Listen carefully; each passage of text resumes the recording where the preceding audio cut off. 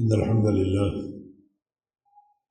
نحمده ونستعينه ونستغفره ونعوذ بالله من شرور أنفسنا ومن سيئات أعمالنا من يهده الله فلا مضل له ومن يضلله فلا هادي له وأشهد أن لا إله إلا الله وحده لا شريك له وأشهد أن محمدا عبده ورسوله يا أيها الذين آمنوا اتقوا الله حق تقاته ولا تموتن إلا وأنتم مسلمون يا أيها الناس اتقوا ربكم الذي خلقكم من نفس واحدة وخلق منها زوجها وبث منهما رجالا كثيرا ونساء واتقوا الله الذي تساءلون به والأرحام إن الله كان عليكم رقيبا يا أيها الذين آمنوا اتقوا الله وقولوا قولا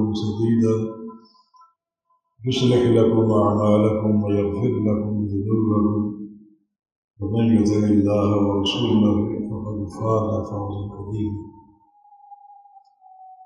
أما بعد فإن خير الحديث كتاب الله وخير الهدي هدي محمد صلى الله عليه وسلم وشر الأمور محدثاتها وكل محدثة بدعة وكل بدعة ضلالة وكل ضلالة في النار من يطع الله ورسوله فقد رشد واهتدى ومن يعص الله ورسوله فقد ضل وغوى اللهم صل على محمد وعلى آل محمد كما صليت على إبراهيم وعلى آل إبراهيم إنك حميد مجيد اللهم بارك على محمد وعلى آل محمد كما باركت على إبراهيم وعلى آل إبراهيم إنك حميد مجيد سبحانك لا علم لنا إلا ما علمتنا إنك أنت العليم الحكيم رب اشرح لي صدري ويسر لي أمري واحلل عقدة من لساني يفقهوا قولي أعوذ بالله من الشيطان الرجيم من همزه ونفخه ونفثه بسم الله الرحمن الرحيم فليحذر الذين يخالفون عن أمره أن تصيبهم فتنة أو يصيبهم عذاب أليم وقال رسول الله صلى الله عليه وسلم بعثت بالسيف بين يدي الساعة حتى يعبد الله وحده وجعل رزقي تحت ظل روحي وجعل الذلة والصغار على من خالف أمري ومن تشبه بقوم فهو منهم وكما قال صلی اللہ علیہ وسلم رواه احمد۔ سب سے بڑی بد نصیبی یہ ہے کہ ایک انسان بے تحاشا نیکیاں کرنے کے باوجود جہنم کا لقمہ بنے۔ قرآن نے اس کی تعبیر کی ہے خسر الدنیا والآخرہ، کچھ لوگ ایسے ہیں جن کی دنیا کے خسارے میں اور آخرت۔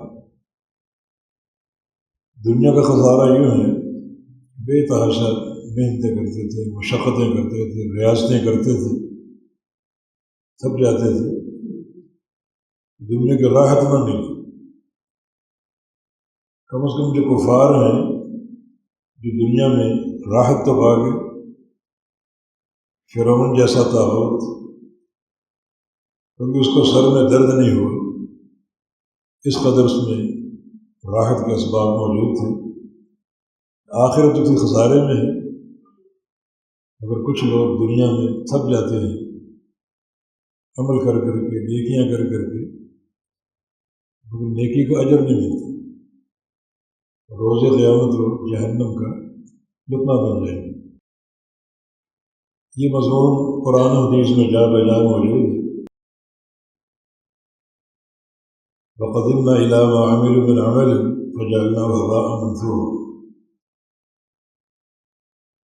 کہ جو انہوں نے عمل کیے ان سارے اعمال کو ہم ہباء منثورا کر دیں، ذرے بنا کر بکھیر دیں گے. عمل بھی چھوٹے نہیں تھے.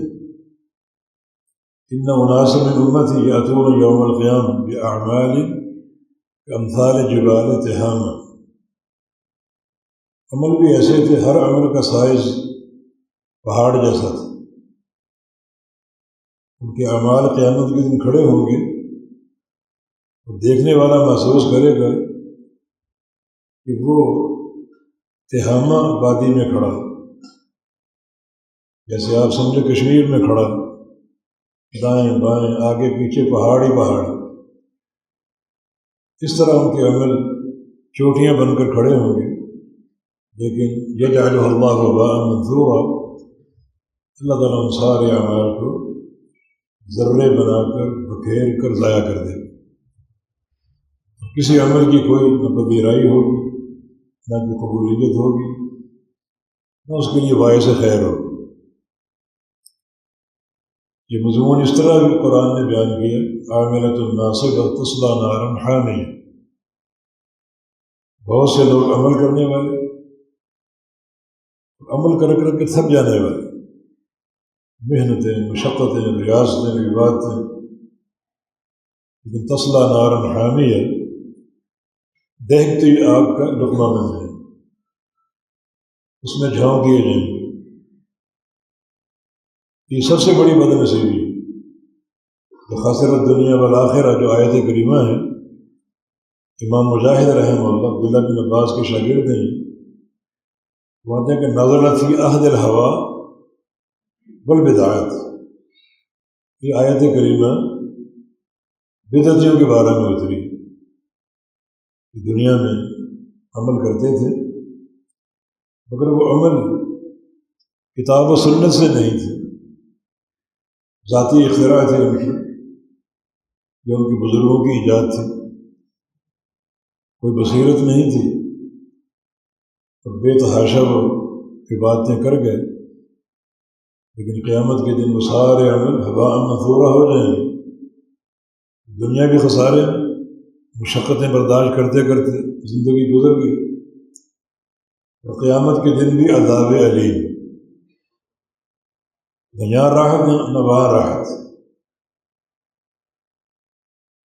سورہ کہف میں یہ مضمون اس طرح بیان ہے، قل هل ننبئکم بالاخسرین اعمالا الذین ضل سعیہم فی الحیاۃ الدنیا وهم یحسبون انہم یحسنون صنعا. انہیں بتائیے، کیا ہم تم کو خبر دیں عمل کے اعتبار سے اخسر کون ہوگا؟ اخسر عربی قواعد میں اسم تفضیل کا پھر ہے، سب سے بڑے خسارے والے. چھوٹا خسارہ نہیں، سب سے بڑا خسارہ. اخسر کون ہو؟ سب سے بڑے گھاٹے میں کون ہو؟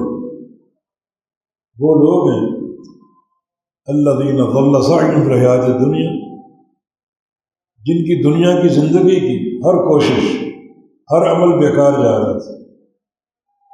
ہم یحسبون، اور وہ یہ سمجھتے رہے کہ انہم یحسنون صنعا، ہم جو کر رہے ہیں ٹھیک کر رہے ہیں، ہم جو کر رہے ہیں ٹھیک کر رہے ہیں. حالانکہ جو کر رہے ہیں تو سب بیکار تھے، بالکل ناقابل قدر. کہ کون فرما رہا ہے؟ وہ ذات جو بندوں کے اعمال کا بڑا قدردان ہے. ذرے کے برابر نیکی ہو، اگر اس کی قدر کرے تو اس کو پہاڑ بنا دیتا. اور یہاں بڑے بڑے عمل کرنے والے اپنے تئیں سمجھ رہے ہیں کہ ہم جو کر رہے ہیں ٹھیک کر رہے ہیں، حالانکہ جو کر رہے ہیں تو سب بالکل بیکار. یہ فکری اور سوچ کا تضاد کہاں سے آ گیا؟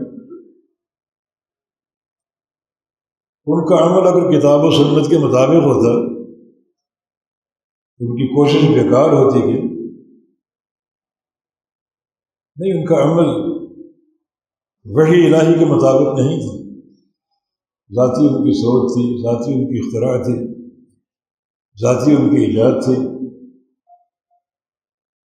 تو باوجود عمل کرنے کے گھاٹے میں رہیں گے، بلکہ سب سے بڑے خسارے میں یہ نیکی اور نیکی برباد کر رہی۔ نیکی تو رحمت ہے، نیکی تو نور ہے، دل کا نور ہے، بدن کی قوت ہے،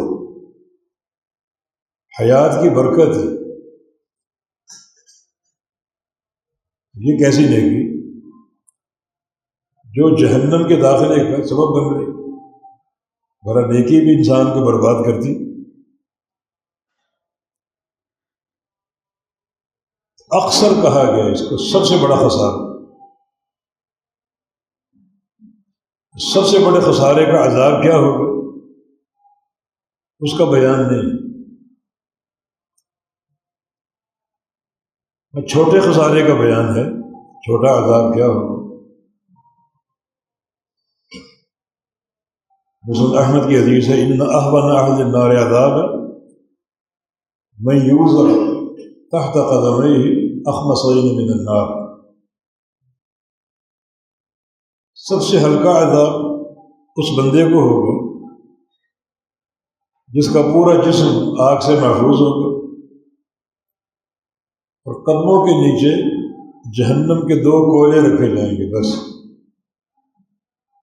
جہنم میں داخل نہیں ہوں گے، ایک کنارے میں کھڑا کر دیا جائے گا اور صرف 2 انگارے جہنم کے اس کے پاؤں کے نیچے ڈال دیے جائیں، باقی پورا بدن آگ سے محفوظ۔ لیکن یغلی بہما دماغہ، ان 2 کوئلوں سے اس کا دماغ اس طرح کھولے گا جیسے چولہے پر ہنڈیا کا پانی کھولتے۔ یہ سب سے ہلکا عذاب، سب سے بھاری عذاب جو اخسرین کو ملے گا، زیادہ خسارہ پانے والوں کو۔ غور کریں وہ کتنا دردناک ہوگا، کتنا تکلیف دہ ہوگا۔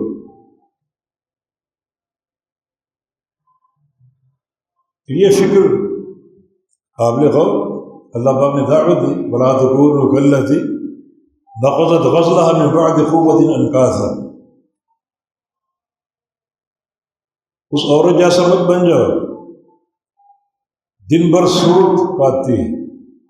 جب سوت دن بھر کاٹ چکی ہوتی ہے، مضبوط سوت برآمد ہوتا ہے، تو شام کو ٹکڑے ٹکڑے کر کے پھینک دیتی۔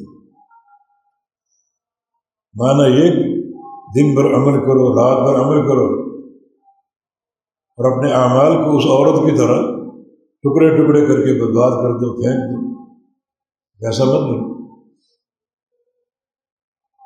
بہت ضرورت ہے، عمل کرنا آسان ہے، حتیٰ کہ شہید ہونا آسان ہے، لیکن شہادت کی حفاظت مشکل۔ جو بھی نیکی ہو، نیکی کا معنی کیا ہے؟ اخلاص سے کرو، نیکی ہو گئی، اب آگے زندگی بھر اس کی چوکیداری کرو، اس کو ضائع نہیں ہونے دیں۔ چوکیداری کیسے؟ کبھی اس نیکی کے تعلق سے ریاکاری نہ ہو۔ بعض اوقات انسان ڈھینگے مارنے لگتے ہیں، میں نے فلاں عمل کی، 20 حج کر رکھے، اس ایک جملے میں اگر ریاکاری ہے، ایک ہی جملے نے ان حجوں کو برباد کر دی۔ یہ حفاظت، یہ پہرا، یہ چوکیداری اعمال صالحہ پر، یہ 3 مقامات پر اخلاص کی ضرورت ہے۔ ایک نیکی سے قبل، ڈنڈورا نہ پیٹے کہ میں فلاں کام کرنے جا رہا ہوں، خاموشی سے وہ کام انجام دے۔ دوسرا نیکی کے دوران، اور تیسرا نیکی کے بعد۔ نیکی تو انجام پا جاتی،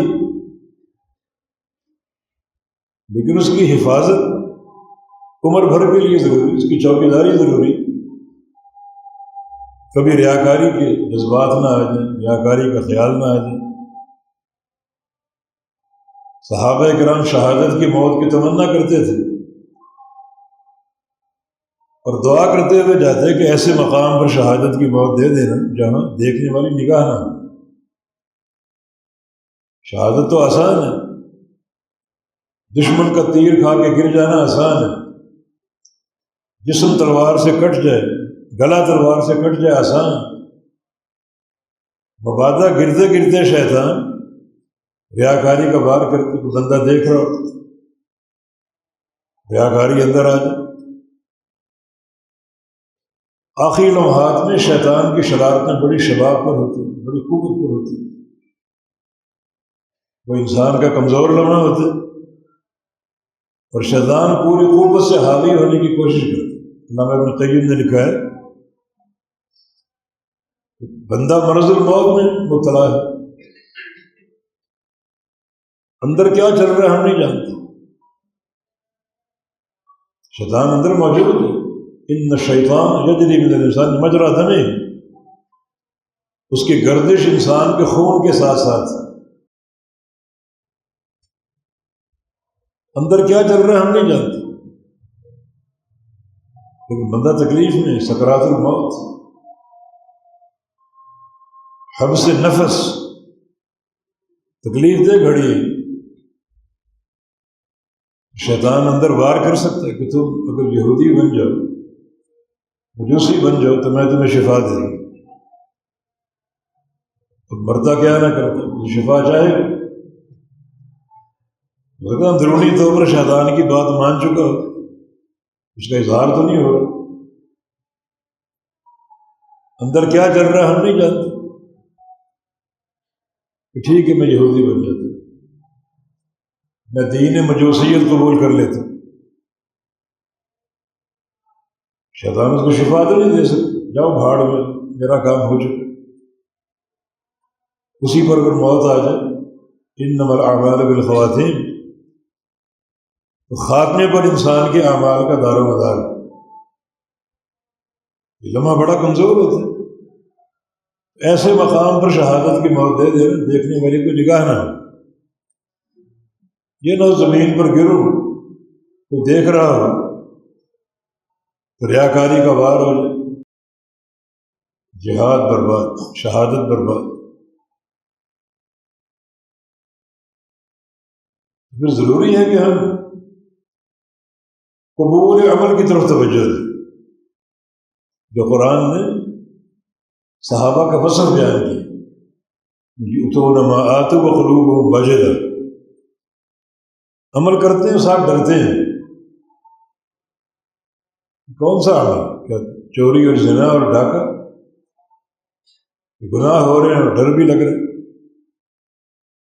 نہیں، نیکیاں کرتے ہو۔ یہ فہم سیدہ عائشہ صدیقہ رضی اللہ عنہ کا تھا کہ یہاں کن لوگوں کا بیان، چوروں کا، زانیوں کا، شرابیوں کا؟ فرمایا کہ لا یا بنت الصدیق، نہیں صدیق کی بیٹی، یہاں زانیوں اور شرابیوں کا ذکر نہیں ہے، یہاں نمازیوں، روزے داروں اور صدقہ دینے والوں کا ذکر۔ نمازیں پڑھتے ہیں، روزے رکھتے ہیں، ساتھ ساتھ ڈر کہ ہمارے یہ اعمال اللہ کے قابل قبول ہیں یا نہیں۔ یہ صحابہ کی نگاہ ہے۔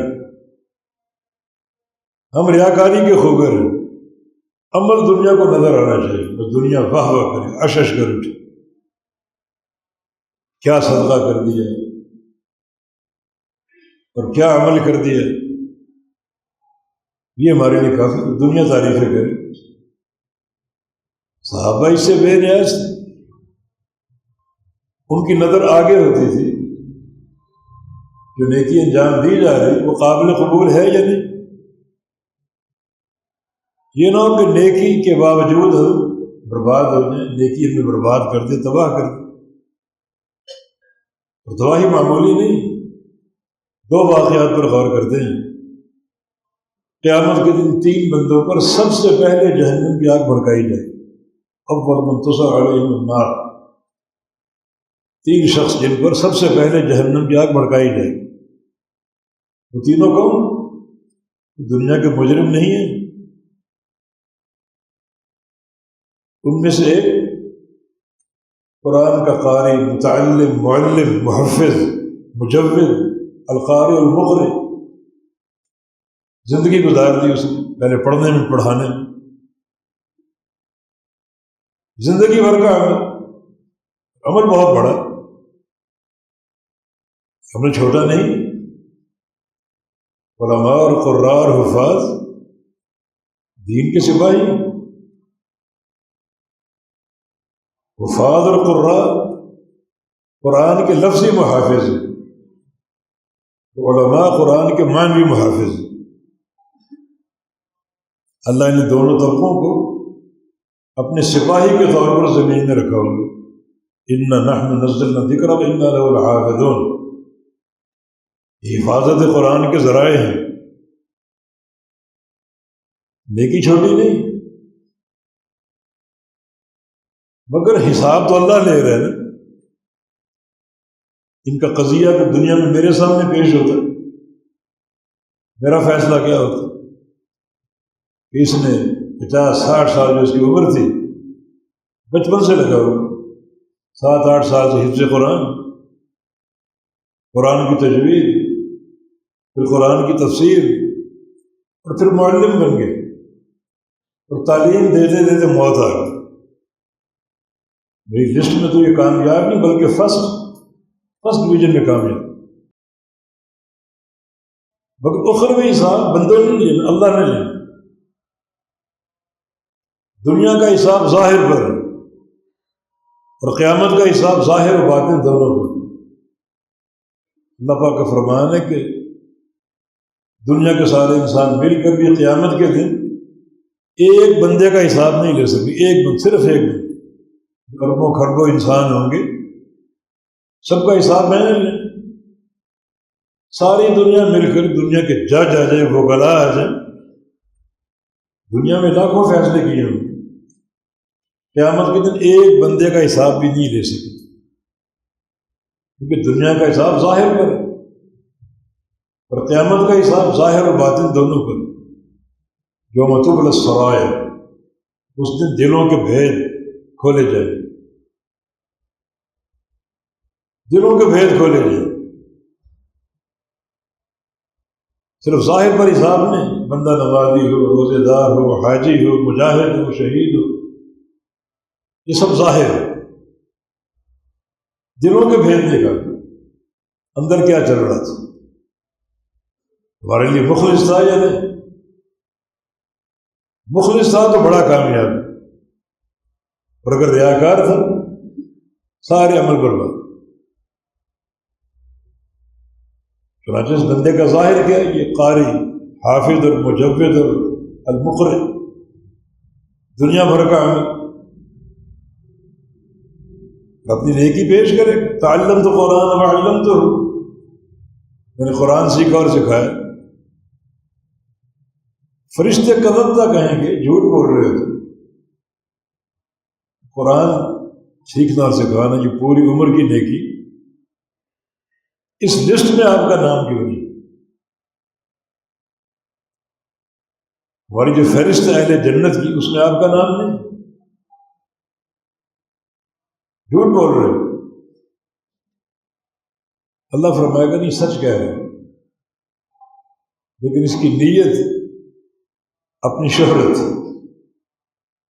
میری قرأت کی دھوم مچ جائے، ریاکار، دکھاوا، علم کا شہرہ، اشتہار چھپے، اوپر میرا نام بڑے القاب کے ساتھ، وقت قیل، میں نے ہونے دی، نام بھی، دنیا محبتیں کر رہی ہے، نام پھیل رکھو، ہونے دی، شہرت بننے دی اس کی۔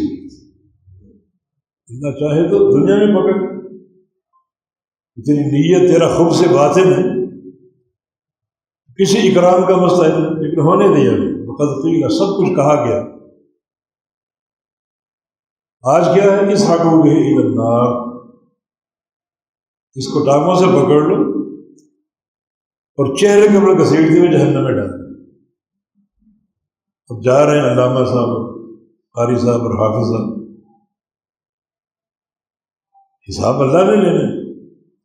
نیکی بہت بڑی ہے، لیکن نیکی ایسی بربادی کا باعث بن گئی کہ جہنمی تو ہے ہی ہے، مگر جہنم میں جا رہا ہے فرعون، حامان، ابو جہل سے بھی پہلے۔ جو دنیا بھر کے طاغوت تھے وہ بعد میں جائیں گے، یہ نیکوکار پہلے جائیں۔ بہت بڑی بد نصیبی کہ ایک انسان نیکی کے باوجود نہ صرف یہ کہ جہنمی ہو، بلکہ سب سے پہلے جہنم میں گرا دیا گیا۔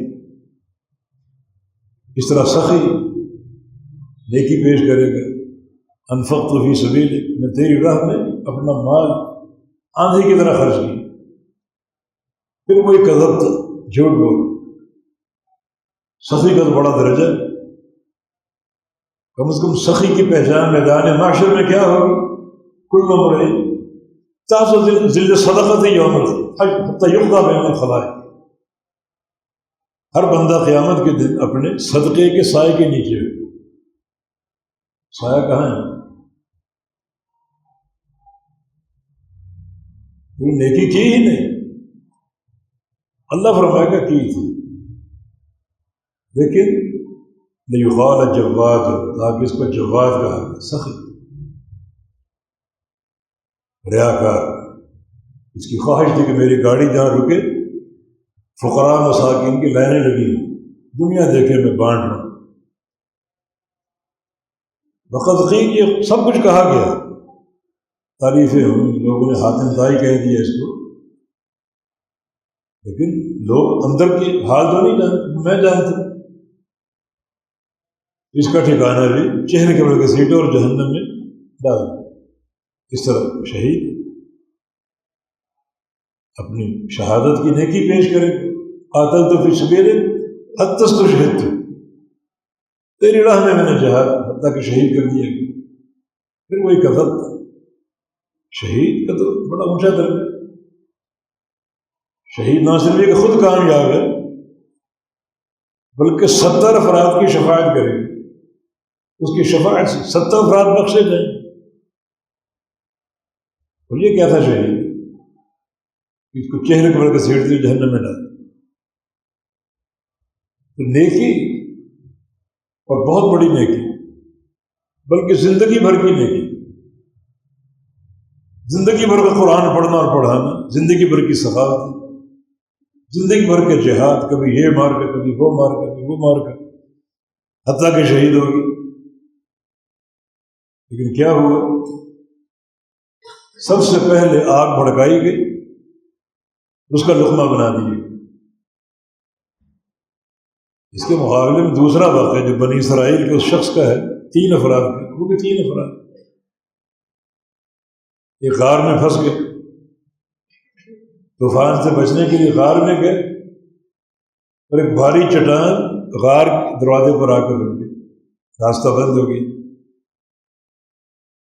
اب وہ مایوس ہے زندگی سے، ہمت نہیں ہاری، چٹان تو ہلا نہیں سکتے تھے، لیکن دعا تو کر سکتے تھے، بھئی یتق اللہ یجعل لہ مخرجا، جو تقوی اختیار کرے گا اللہ اس کو مخرج مہیا کرے گا۔ یہ چٹان کیا ہے؟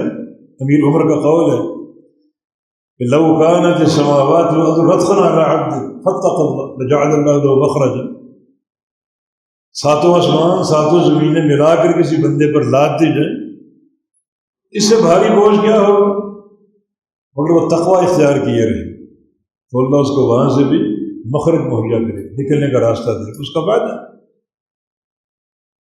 تو چٹان کیا سیکھی؟ تینوں نے دعا کی، اور دعا وسیلے سے، وسیلہ شخصی نہیں، شخصی وسیلہ بدعت، نبی کا واسطہ، ولی کا واسطہ، فلاں کا واسطہ، سب بدعت۔ ہاں، وسیلہ اپنی نیکی کا پیش کی، 3 وسیلے درست، ایک اللہ تعالیٰ کو، اس کی توحید کو، اسماء و صفات کا وسیلہ، دوسرا اپنے نیک اعمال کا وسیلہ، اور تیسرا کسی نیک بندے، انتہائی نیک بندے سے دعا کی اپیل کہ آپ دعا کر دیں، ہر ایک سے نہیں، دعا کو ہم نے بڑا گھسیٹ دیا، جو ملتے دعا کیجیے، دعا کریں، دعا کریں، تھوڑی سی کامیابی مل جائے آپ نے مبارکباد دی، یہ آپ کی دعا ہے، اللہ کا فضل نہیں ہے، اللہ کا فضل یاد کرنے کا موقع آپ نے کھو دیا، آپ کی دعا، پیچھے لکھا گاڑی میرے ماں باپ کی دعا ہے، واقعی سچ ہے یا جھوٹ؟ دعا کو ہم نے بڑا ایک طرح سے بدنام کر رکھا، ہر ایک سے دعا کرو، دعا کرو، آپ کی دعا سے ہی سب ہو گیا، نہیں کوئی نیک شخصیت ہے، انتہائی صالح شخصیت، اس سے دعا کا کہا جائے، اس کے دعا کے وسیلے سے بھی اللہ تعالیٰ عطا فرماتا، گناہ معاف فرماتا۔ انہوں نے وسیلہ پیش کیا اپنے اعمال صالح، پوری زندگی سے ایک عمل کا انتخاب کیا، پوری زندگی، یہ 3 افراد تو پوری زندگی کا کردار پیش کر، قرآن پڑھنا پڑھانا، سخاوتیں، شہادتیں، انہوں نے زندگی پر سے ایک عمل کو چنا، ساتھ ایک جملہ کہا کہ ان كنت تعلم انی فعلت ذلك ابتغاء مرضاتك فافرج عنا ما كنا فيه، جو وسیلہ پیش کر رہے ہیں یا اللہ تیرے حضور، تیری جناب میں ایک نیکی کا، تو سب کچھ جانتا ہے، اگر یہ نیکی تیری رضا کے لیے تھی، اخلاص، یہ طاقت اخلاص کی، عمل کی نہیں، تیری رضا کے لیے تھی، ریاکاری کے لیے نہیں تھی، ہمیں نجات دے دے، ہمیں نجات دے دے۔ ایک حدیث میں تینوں کی دعا کو پتھر آہستہ سے سرکتا گیا، اللہ سرکانے والا، اور آخری نتیجہ کیا نکلا؟ تقطعت الصخرہ، پتھر ٹکڑے ٹکڑے ہو گئے، اخلاص کی طاقت سے۔ تو دونوں واقعات میں تقابل کیجیے، ان 3 افراد کا جو قصہ ہے اس میں زندگی بھر کی کمائی ہے، اور کمائی بھی اعلیٰ درجے کی، ادھر 3 افراد کا قصہ، پوری زندگی سے ایک عمل کا انتخاب، اور وہ اخلاص پر قائم تھا، اللہ نے نجات بھی دے دی۔ یہ رضا کی دلیل ہے، جب اللہ راضی ہو جائے تو رضا مستقل ہوتی، اس کی رضا عارضی نہیں ہوتی۔ رضا کس کی طرف سے؟ عالم الغیب کی طرف سے، جو سب کچھ جانتے، ماضی، حال، مستقبل، ہر شے جانتے، تب راضی ہوتا ہے۔ اللہ کو پتا ہو کہ آگے چل کے یہ بندہ مرتد ہو جائے گا، کافر ہو جائے گا، بے ایمان ہو جائے گا، فاسق و فاجر ہو جائے گا، مشرک ہو جائے گا، اللہ راضی ہوگا، اس کی رضا دائمی ہوتی ہے۔ اللہ نے قرآن میں سارے صحابہ سے اپنی رضا کا اعلان کیا، اللہ کو معلوم نہیں تھا آگے چل کے یہ مرتد ہو جائے، صرف 5 افراد باقی بچے، اللہ نے کیوں کہا کلاً وعد اللہ الحسنى، سب سے جنت کا وعدہ ہے، اپنا وعدہ توڑے گا کیا؟ وہ سارے صحابہ کا ذکر کرے، وہ رضا دائمی ہوتی ہے، اللہ ان سے راضی ہوا، مخرج مہیا کر دیا، نجات مل گئی۔ مقصد یہ ہے بیان کا، سب سے بڑی بد نصیبی کیا ہے؟ انسان نیکیاں کرے اور نیکیاں اس کو برباد کر دے، کوئی خسر الدنیا والآخرہ، دنیا میں عمل کی تھکاوٹیں، اور قیامت کے دن جہنم کا عذاب، جہاں بھی خسارہ وہاں بھی خسارہ۔ تو اسباب پر غور کرنا چاہیے، اعمال مقبول اور محفوظ کیسے ہیں؟ عمل کا ظاہر، عمل کا باطن، ظاہر سنت رسول پر، ظاہر بھی چیک ہوتا، اور باطن اخلاص نیت ہو، سنت کے مطابق ہو، آپ کے طریقے کے مطابق ہو، ورنہ قیامت کے دن جتھا آئے گا، بہت بڑا جتھا۔ نبی علیہ السلام کو فرمانا انی فرض من الحوض، میں حوض کوثر میں آپ کا انتظار کروں گا، بڑی شوق سے استقبال کروں گا، پہلے پہنچوں، اس سے پہلے پہنچ کر تیاری کرتے ہیں مہمانوں کے لیے، آنے والوں کے لیے، پہلے پہنچ جاؤں، اپنی امت کا استقبال کروں۔ جب آپ نے آخری وقت میں احیار بعد کو الوداع کہا تھا، میں اس وقت میں حوض کوثر کو دیکھ رہا ہوں، اللہ دکھا رہا ہے، میری تمہاری وہاں ملاقات ہوگی، آپ اپنی امت کے افراد کا استقبال بھی کریں گے، جام کوثر بھی پیش کریں گے۔ ایک بڑی جماعت آ رہی ہے، بڑے اشتیاق سے آپ ان کے لیے تیاری کر رہے ہیں، استقبال کی، ان کو جام پیش کرنے کے لیے، اور پہچان بھی دیں گے میری امت کے لوگ۔ یہ پہچاننا شکلوں سے نہیں، یہ پہچاننا علامت سے۔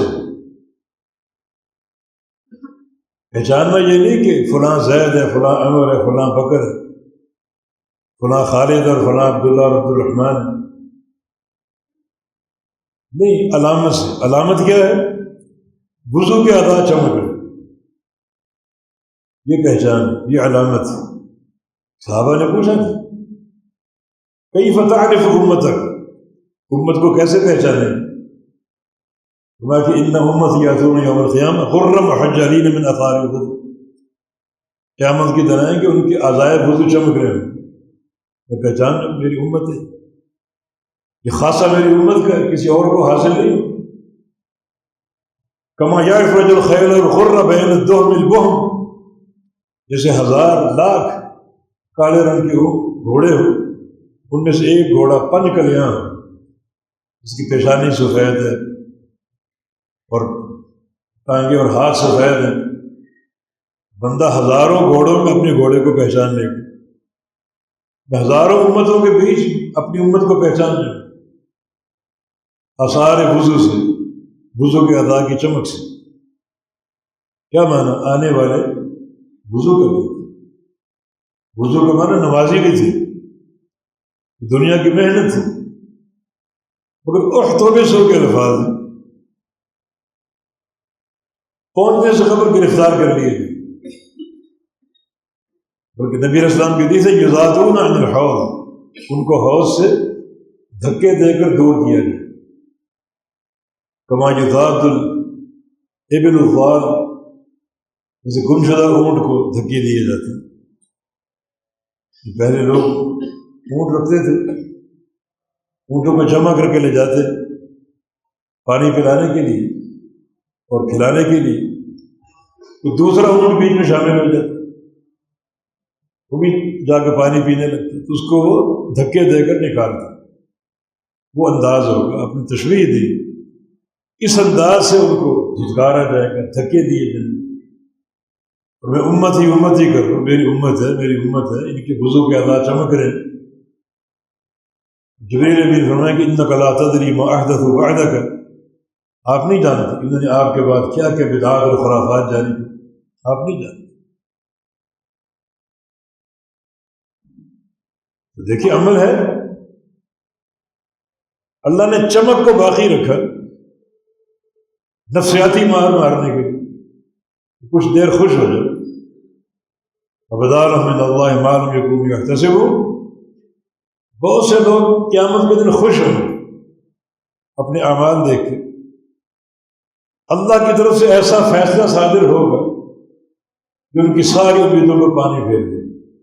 یہ خوش ہیں کہ ہم مومنین میں شامل، متقین میں شامل، صحابہ اور تابعین میں شامل، کہ حوض کوثر کی طرف جا رہے ہیں، وضو کے اعضاء چمک رہے ہیں۔ خوش ہو جا کچھ دیر کے لیے، جو یہ دھتکارا جائے گا ساری چمک دمک ختم ہو جائے، اندھیرا چھا جائے گا، تاریکی پھیل جائے گی۔ اور اللہ کے نبی فرمائے کوئی رحم نہیں آ رہا، ان کی شفاعت کر لینے دو، کوشش کریں ان کو بخشوانے کی۔ وضو کرتے تھے، نمازی تھے، نہیں سحقاً سحقاً لمن غیر بعدی، جنہوں نے میرے بعد میرے دین کو تبدیل کر دیا انہیں مجھ سے دور کر دو، دور کر دو، ہٹا دو میری نظروں سے۔ یہ ایک بدعتی سے آپ کا تعامل، میں ان کو دیکھنا نہیں چاہتا، ہٹا دو، دور کر دو، دھتکار دو۔ یہ بدعتی ہے اس قابل، اس کو دور کیا جائے، اس کا قرب خطرناک ہے۔ یہ تعامل دنیا میں ہونا چاہیے جیسے اللہ کے نبی قیامت کے دن ان کو دھتکار دیں گے، بعداً بعداً، دور کر دو، دور کر دو، ان سے دوری اختیار کرنی چاہیے۔ یہاں بھی وہی سنت ہے، محنت ہے، نمازیں ہیں، وضو ہیں، مگر کیا تھا؟ بدعات کا ارتکاب۔ یا ایھا الذین آمنوا اطیعوا اللہ واطیعوا الرسول ولا تبطلوا اعمالکم، اہل ایمان اللہ کی اطاعت کرو اور اللہ کے رسول کی اطاعت کرو اور اپنی نیکیوں کو برباد نہ کرو۔ اور دیکھیں برباد ہو رہی، نمازیں، وضو سب برباد۔ کیوں؟ اطاعت نہیں، نئی نئی ایجادات، نئی نئی اختراعات، نئے نئے شوشے دین میں چھوڑ دو، سب برباد ہو گئی۔ تو اصل نظر کہاں ہونی چاہیے؟ جہاں صحابہ نمازیں پڑھ رہے، روزے رکھ رہے اور ساتھ ڈر رہے، یہ قابل قبول ہے نہیں۔ نبی علیہ السلام سے قبولیت اعمال کے قواعد پوچھ رہے ہیں، سیکھ رہے ہیں، ان قواعد کو انجام دے رہے ہیں۔ یہ صحابہ کا حارثہ بن نعمان کی والدہ، بیٹے کی نیکی بہت بڑی، وہ اتنا کافی تھوڑی، نیکی کیا ہے؟ جنگ بدر کا شہید ہے، وہ جنگ بدر جس کے قائد اور امام محمد رسول اللہ صلی اللہ علیہ وسلم، وہ جنگ بدر جس کا مقابل ابو جہل تھا، اس امت کا فرعون، سب سے اعلیٰ جنگ، سب سے تیکھی جنگ، اس جنگ میں شہادت بلکہ شرکت شرف کی بات تھی۔ لعل اللہ طلع علی اہل بدر فقال اعملوا ما شئتم فقد غفرت لكم، اللہ تعالیٰ اہل بدر پر مطلع ہوا، فرمایا کہ اے بدر والو جو چاہو کرتے رہو، میں نے سب کو معاف کر دیا۔ یہ تو شہید تھا، مار کا ختم ہوا، لوگ مدینے لوٹ رہے ہیں، اور جو بھی مجاہدین کے خاندان والے مدینے کے باہر اپنے مجاہدین کا استقبال کرتے، کسی کا باپ تھا تو بیٹے کھڑے، کسی کا بیٹا تھا تو باپ کھڑا، ایک بوڑھی ماں بھی کھڑی، ام حارثہ اپنے بیٹے کے استقبال کے لیے، وہ نظر نہیں آیا، خبر بھی نہیں کہ وہ شہید ہو گئے۔ دیکھیے تو بڑی ہے، ایک شہید بدر، شہید بدر کی بات ہے، اور اتنا کافی نہیں، نبی علیہ السلام کے پاس آئی اور آ کر عرض کیا کہ یا رسول اللہ علیہ وسلم، آپ جانتے ہیں کہ حارثہ کا مجھ سے کیا مقام تھا، کیا تعلق تھا؟ اکلوتا بیٹا تھا، نہ باپ ہے، نہ شوہر ہے، نہ بھائی ہے، نہ بیٹی، کوئی رشتہ نہیں ہے، ایک ہی میرا بیٹا تھا، زندگی کا سہارا، مجھے کھلانا پلانا، دوائی دارو جو بھی میری خدمت کرتا تو وہ چلا گیا، میں دنیا میں تنہا رہ گئی۔ اس میں یہ بتایا جائے، آپ تو ناطق تو وہی نہیں، ان کا نہ پھر جنت، اگر اللہ نے قبول کر لیے اس کے اس عمل کو، نظر قبول عمل کی طرف، اصبر واحتسب، پھر میں صبر کر لوں، پھر مجھے قرار آ جائے گا۔ وَإِذْ كَانَتِ الْأُخْرَىٰ، اگر معاملہ دوسرا ہے، بیٹا بھی چلا گیا، اللہ نے قبول بھی نہیں کیا، تو تَرَىٰ مَا أَصْنَعُ، پھر دیکھیں گے کہ میں کیا کرتی ہوں، پھر یہ صبر کے بندھن ٹوٹ جائیں گے۔ رسول اللہ صلی اللہ علیہ وسلم ابا ہو گئے تھے، کیا بات ہے، بیٹے کی شہادت، اس کی جدائی پر تم پاگل ہو گئی ہو گیا، ہوش کھو چکی ہو گیا۔ انہا جنان کثیر وَإِنَّ ابْنَكَ لَأَصْحَابُ الْفِرْدَوْسِ الْأَعْلَىٰ، جنتیں بہت ہیں، سب سے اونچی جنت جنت الفردوس، اور اللہ نے تیرے بیٹے کو جنت الفردوس ایسی قربانی قبول کی۔ صحابہ کی نظر کس چیز کی؟ بندہ نیکیاں کرے، نیکیاں برباد ہو جائیں، اس سے بڑی شقاوت کوئی نہیں۔ سعادت کا راستہ ایسے اعمال، ایسی نیکیاں جو قابل قبول، ان نیکیوں کے قواعد سیکھنے چاہیے۔ توحید کی بنیاد لیکن اشرک ليحبطن عملک، شرک کیا تو ساری نیکیاں برباد۔ پہلے توحید کی بنیاد ہے، پھر نیکی اخلاص پر قائم، پھر نیکی سنت رسول کے مطابق ہو، بدعت سے محفوظ ہو۔ من عمل عملا لیس علیہ امرنا فہو رد، بندہ ایسا عمل کرے جس تمہارا ٹھپا نہ ہو وہ مردود۔ بدع عمل قابل قبول نہیں۔ ان اللہ حجز التوبہ عن کل صاحب بدع، بدعت تو ایسا مردود ہے، ایسا مطرود ہے کہ اللہ تعالیٰ نے اس سے توبہ کو بھی چھپا دی۔ حالانکہ وہ ذات توبہ سے خوش ہوتی، اللہ افرح بتوبۃ عبدہ، بندے کی توبہ پر خوش ہوتی۔ دن چڑھتا اپنے ہاتھ پھیلا دیتا ہے کہ رات کو چھپ کر گناہ کرنے والا آ کر توبہ کرے، رات چڑھتی اپنا ہاتھ پھیلا دیتا، دن کے اجالے میں گناہ کرنے والا رات کو چھپ کر توبہ کرتا، ایسا توبہ کو اس کو شوق، ایسی خوشی۔ تیسرا پہر رات کا باقی بچتا ہے تو اللہ آسمان دنیا پر آ جاتا، اب بھی مستغفر فاغفر لہ، وہ ہے گناہوں کی بخشش کا طالب، میں اس کو معاف کر دوں، بخش دوں، گناہ معاف کر دوں۔ مگر یہاں بدعت انسان، اللہ نے اسے توبہ کو چھپا ہی ڈالا، توبہ کی توفیق ہی نہیں، پھر اس کے اعمال کیسے قابل قبول ہو؟ تو اس شقاوت کے راستے سے نکلنا چاہیے، شقاوت کے راستے سے۔